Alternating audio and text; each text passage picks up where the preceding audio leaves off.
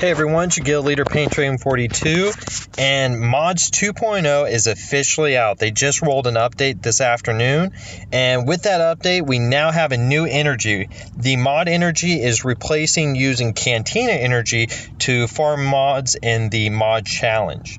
Earlier this week, they took out the tune requirements, so you no longer had to use Jawas or resistance troopers. You could use whatever tunes you wanted. So now mods are a little bit easier to farm. Also with the update, we have a new mod management system. So if you look at the mod management system, it's going to start you off in this basic system. This basic system gives you suggestions on what you should use for the mods.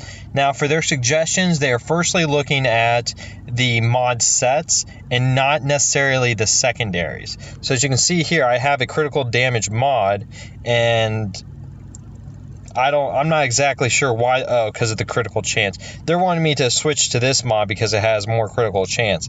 However, for the Sith raid, I have to have more potency so I can land speed down on Nihilus in phase 1, so I need to go with this mod. So that's why, unless it's territory war times and you have tunes that don't have mods on them, I suggest you stay away from the basic view. But yeah, coming towards territory war, go ahead, you got tunes that don't have mods, use the auto assign, get mods put on them. Now looking at the advanced view, you can see that they're showing all your mods, the ones that are assigned to characters and the ones that are not assigned to characters.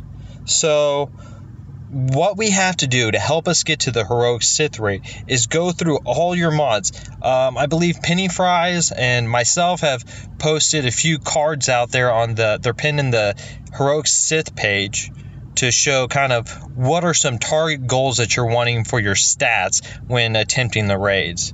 And what you're going to do is you're going to look at those cards and try to get your mods, try to get your stats as close to those as you can so you can maximize your output.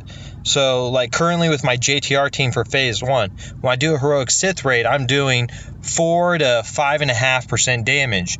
Well, everybody's gear 12.5, I should be getting up to 10% damage. So what I have to do tonight is I need to go through all my characters on that JTR team and swap out mods with even the mods that are assigned to tunes, so that way I have the best loadout for my P1. And after I've got the mods where I want, I have my stats as close to those cards as I can or better, then I'm going to go to the assigned loadout. So you can create a loadout here, and you can also create default tabs, and that's going to save that mod set, so you can take all those mods and apply them to another character. Now when you do this, it will take off all the mods on that character you're taking them from, and they're going to be left without any mods. So I believe it cost I want to say 57,000 credits to do this. Let's just take a look at my Wampa right here.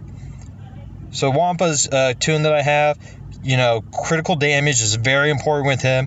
Also speed, because the faster that you can get to the furious foe, the more damage he's doing, and your DPS is going to go out. So let's just take a look. Jedi train, right? Yep. Okay, it's going to be 52.2k. So that would take all the mods off of JTR and apply them to Wampa. So if later on, if I kind of like Wampa's mods, I'm like, okay, it's not good enough for a raid set, but it's good enough for territory wars, I can go ahead and create a load set out for Wampa. So then after I'm done using JTR's mods, I can put the mods back on JTR and put Wampa's mods back on. Also going to advise that you create your different tabs. So I'm going to want one for the heroic Sith raid. I might want one for arena, or actually I might want the set that I have for my my offense. Just help organize how you want your mods. You might just have just all your tunes with the original mods after you kind of get if you have mods on characters that you kind of like. They're not raid ready, but you like them, you might just have them set in that mod. But so the most important thing is going through your whole team, going through your JTR teams, your resistance teams, your first order, all the teams, your P1, 2, 3, and 4 teams for the heroic Sith raid, and maximizing your mod sets on those. And then that way you can share mods. So for instance, we have Talia here for my Night Sister team for P4.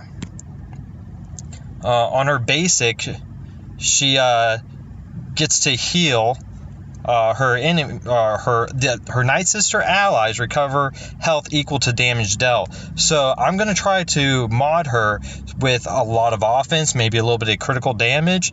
Also, that mod set, though, is probably going to be an ideal mod set for someone on my Chex Mix team, because on the Chex Mix team for P3, you're trying to get everybody's offense up, so when you do the standalone, I believe it's what it's called, you're getting that crazy damage output.